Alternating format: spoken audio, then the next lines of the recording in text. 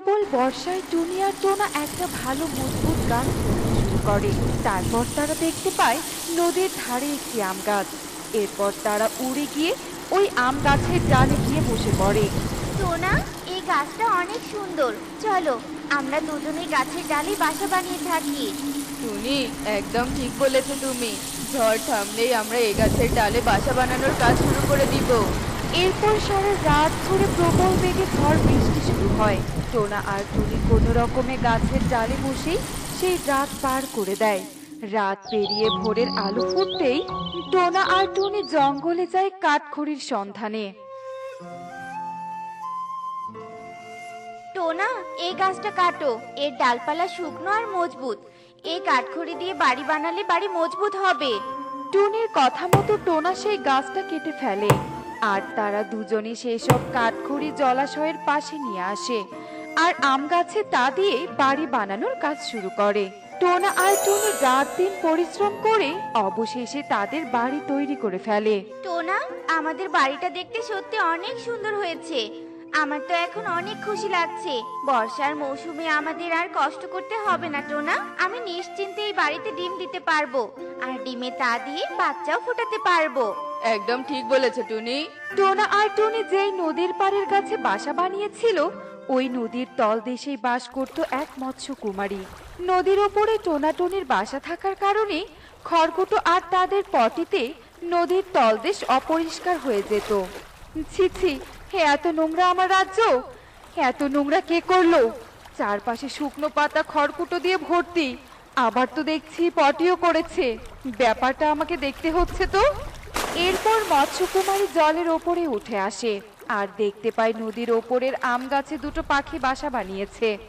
কে তোমরা? তোমাদের সাহস কি করে হলো আমার আম গাছে বাসা বানানোর? আমি টোনা, আর ও আমার স্ত্রী টুনি। আসলে ঝড়ে আমাদের আগের বাড়িটা ভেঙে গেছে তো, আর এই গাছের ডাল অনেক মজবুত, তাই আমরা এখানে বাসা বানিয়েছি। আমরা জানতাম না এই গাছটা তোমার। তোমরা আমার রাজ্য অপরিষ্কার করেছো। পুরো রাজ্য জুড়ে তোমরা পটি শুকনো পাতা খড়ি দিয়ে ভর্তি করেছো, তাই তোমরা এখানে থাকতে পারবে না। যদি তোমাদের ভালো চাও তবে এখান থেকে চলে যাও। মৎস্যকুমারী, আমার ডিম দিবার সময় হয়ে গেছে, তাই তুমি আমাদের আর কিছুদিন সময় দাও। আমার বাচ্চা হলেই আমরা এখান থেকে চলে যাব। মৎস্যকুমারী আর কিছু না বলে জলে ডুব দেয়, আর টোনা টুনি তাদের ঘরে প্রবেশ করে। এভাবেই বেশ কিছু দিন কেটে যায়। টুনিও তার ঘরে দুটো ডিম দেয়। দেখো টোনা, আমার ডিম দুটো কত সুন্দর হয়েছে। এবার এই ডিম থেকে আমাদের ছানারা বের হবে, আর আমাকে মা বলে ডাকবে। আমার যে কি আনন্দ হচ্ছে টোনা। এবার তুমি ডিমে তা দাও, আমি জঙ্গল থেকে কিছু ফল সংগ্রহ করে নিয়ে আসি। এরপর টোনা জঙ্গলে ফল খুঁজতে চলে যায়, আর টুনি ডিমে তা দিতে থাকে। টোনা সে কখন খাবার আনতে গেছে, এখনো আসার নামটি নেই। যাই একটু এগিয়ে দেখি তো। এই বলে টুনি ডিম রেখে সেখান থেকে চলে যায়।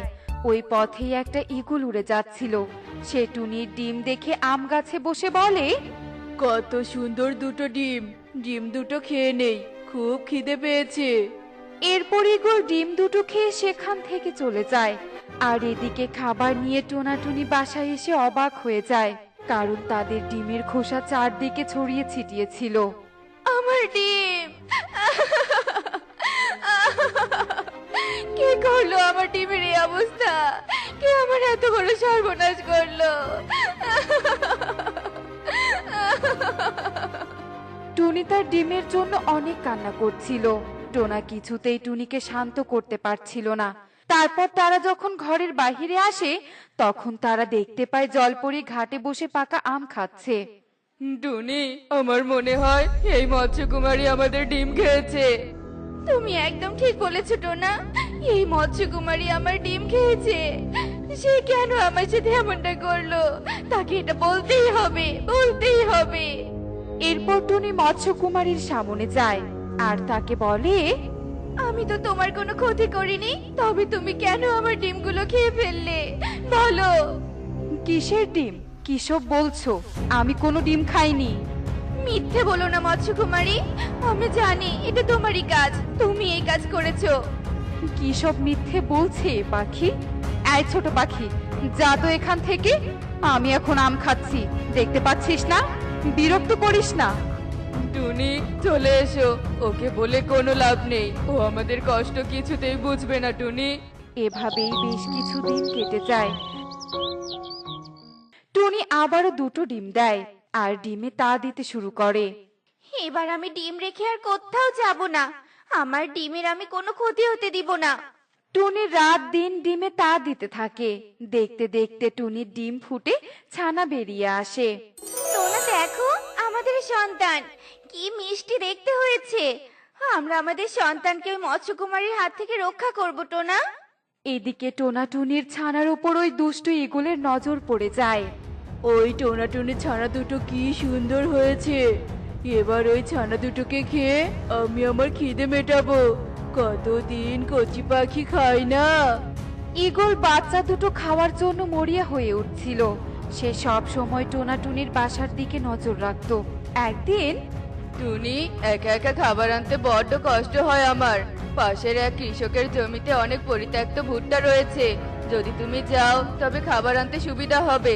ঠিক আছে টোনা, চলো তবে খাবার নিয়ে তাড়াতাড়ি বাড়ি ফিরতে হবে। টোনা টুনি বাড়ি থেকে চলে যেতেই সেই দুষ্টু ঈগল সেখানে আসে। এবার আমি এই কচি পাখির মাংস খাবো। হা হা হা হা হা হা হা। বাঁচাও, বাঁচাও, বাঁচাও।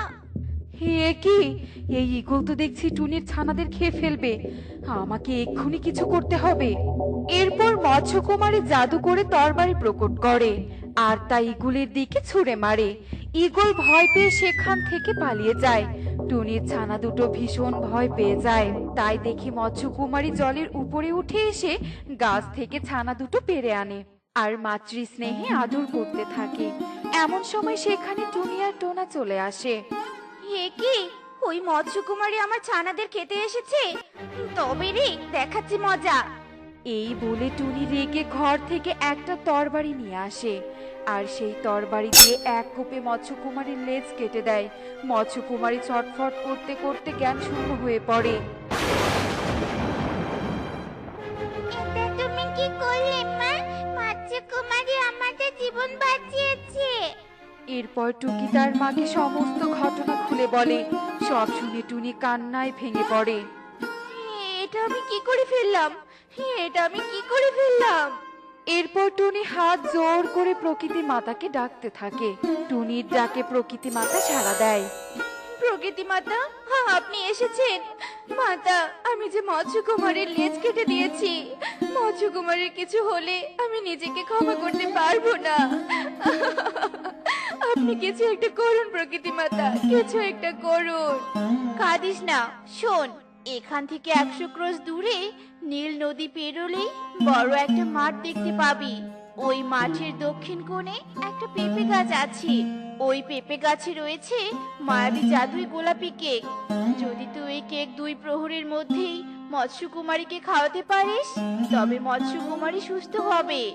এই বলে প্রকৃতি মাতা অদৃশ্য হয়ে যায় আর টুনিও আর দেরি না করে রওনা হয়ে পড়ে গোলাপি কেক আনতে।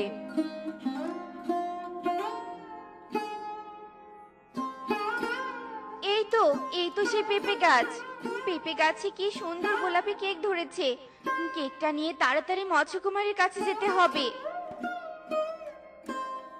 টুনি গোলাপি কেক মৎস্যকুমারীকে খাওয়াতেই মৎস্যকুমারীর লেজ ঠিক হয়ে যায়। তারপর তার জ্ঞান ফিরে আসে। আমাকে তুমি ক্ষমা করে দাও মৎস্যকুমারী, আমি না জেনে তোমায় ভুল বুঝেছিলাম। আমি তোমাকে ক্ষমা করে দিয়েছি, এবার আমায় আমার রাজ্যে ফিরতে হবে। মৎস্যকুমারী তার প্রাসাদে ফিরে যায় আর টোনা টুনি তার ছানাদের নিয়ে ঘরে চলে যায় আর সুখে শান্তিতে দিন কাটাতে শুরু করে।